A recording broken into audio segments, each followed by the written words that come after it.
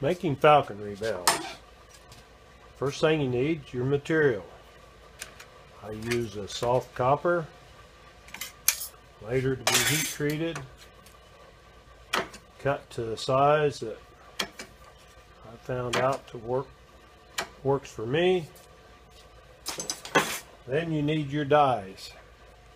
Top, bottom, different sizes. Today we're going to use this size right here.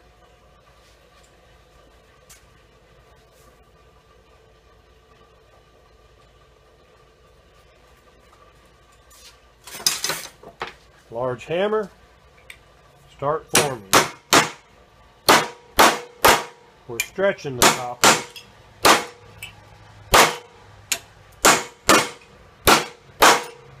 It's a slow process. My bells are all handmade.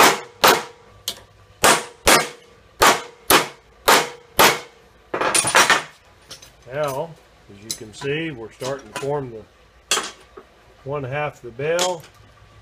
Trim the size down, the material, so it can draw the material from the complete radius.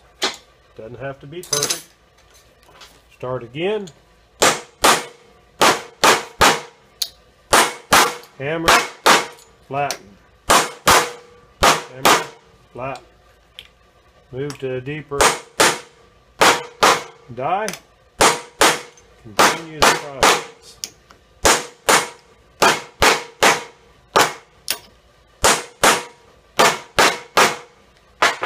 Check for the depth of your half of the bell.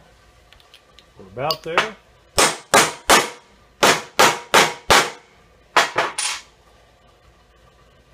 Now we're going to trim a little farther and finish off squaring the edges.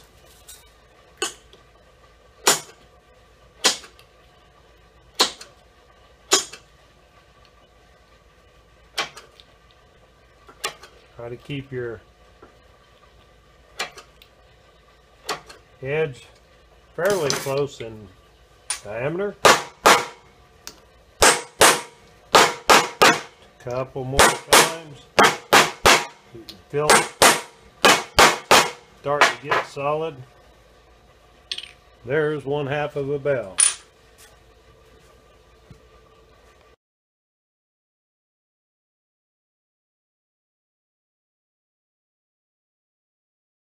Now we're going to repeat that for the other bottom half of the bell with a piece of brass. A little harder to work, same process.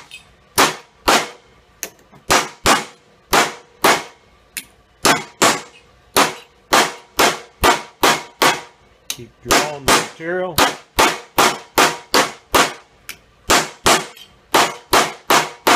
Now we need to size it just like we did the copper.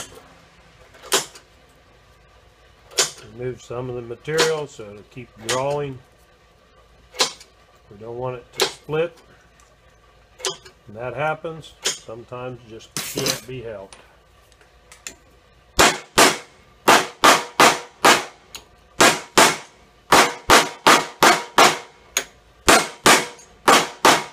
Seen different methods of bell making.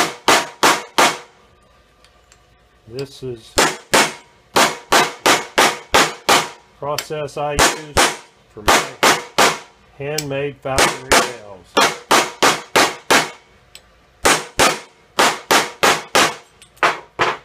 Starting to get there, need a little more depth. We're going to remove a little more material, leaving approximately an 1/8 inch around the diameter.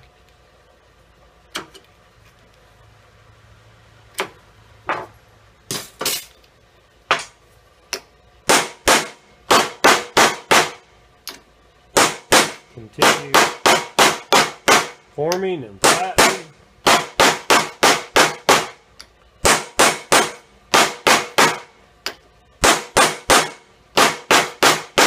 Drawing the brass into the bottom die.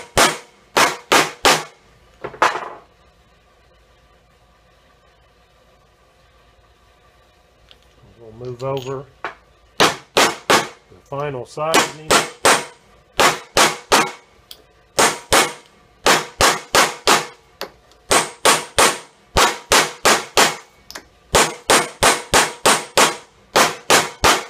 Twisting the die.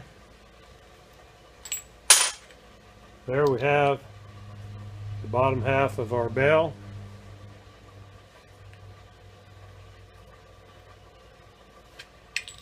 Two halves completed.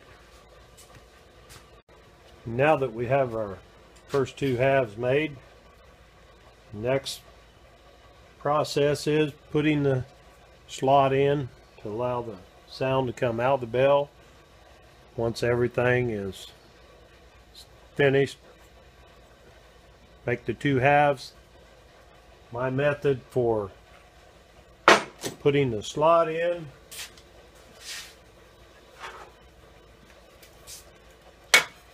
made up a jig. Now we're forming one size larger bell. We've got our material cut, our lower die, upper die, and once again, process slow, hammer, flat, hammer, flat.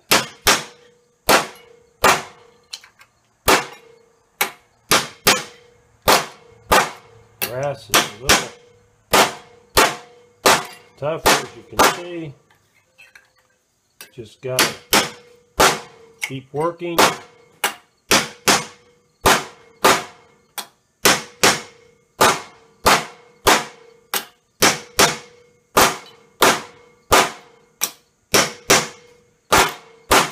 The material is stretched from all directions. I'll trim a little more. See if we can get a more even spread of the material.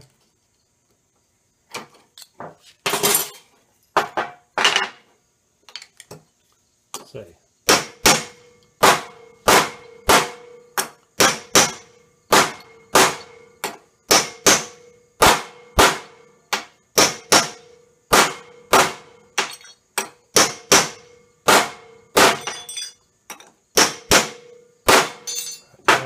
Drawing from this side here, remove a little more material. From the opposite side, keep the process.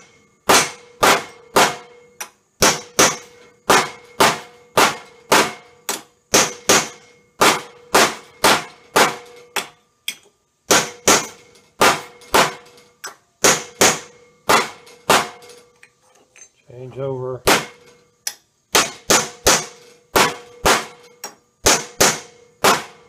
Square the edges a little more. Keep it going.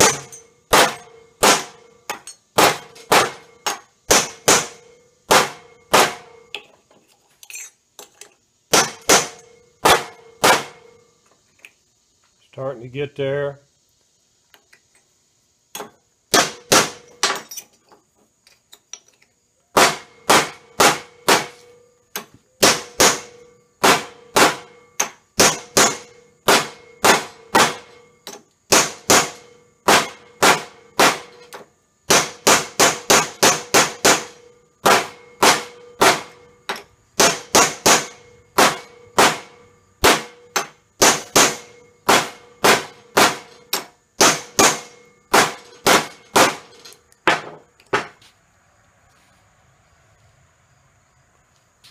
Remove a little more material. Careful not to take too much because we want a little more depth. It's going to be the bottom half of our bell.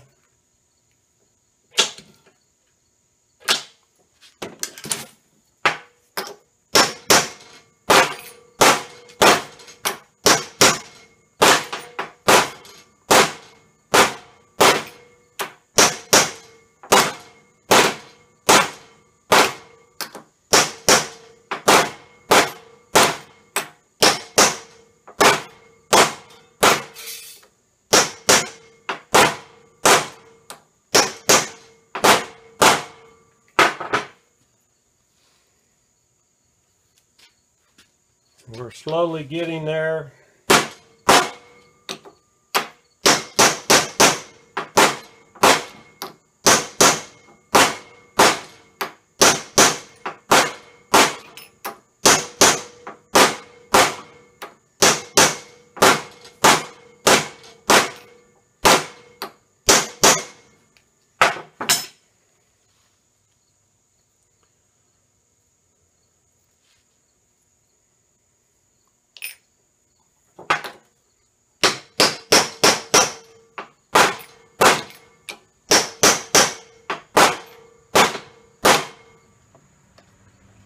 Here.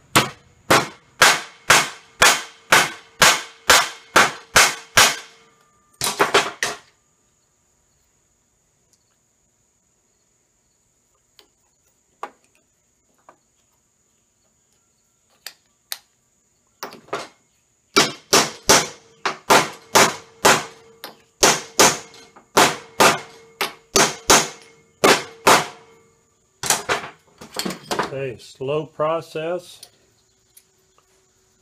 Got a few rough edges here where we started out, it wasn't stretching.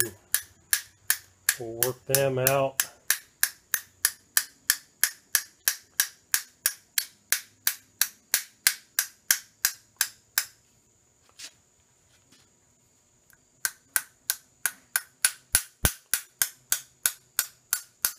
Just a matter of taking time.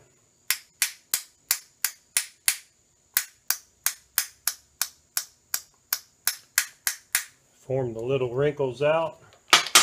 Keep going back to our die.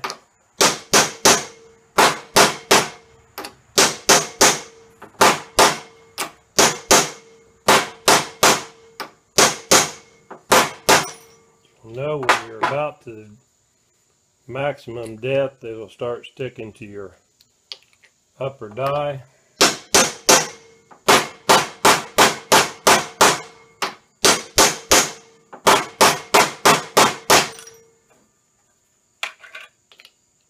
Just want to be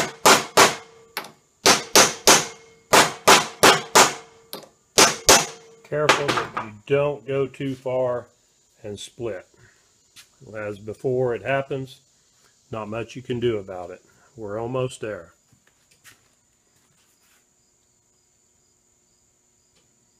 A couple of the things you're going to want to do is trim each half of the bell to a more appropriate size. Reducing the material around the perimeter prior to you assembling the bell. We're going to get into the silver soldering in a later video, but just for purpose of showing you what we'll do, let me have a holder here that's going to hold the bells in place.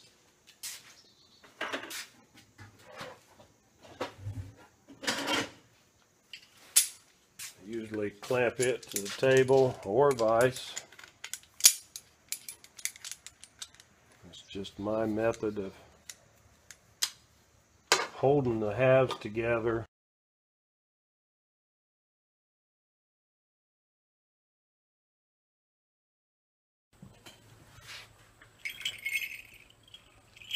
Falconry bells.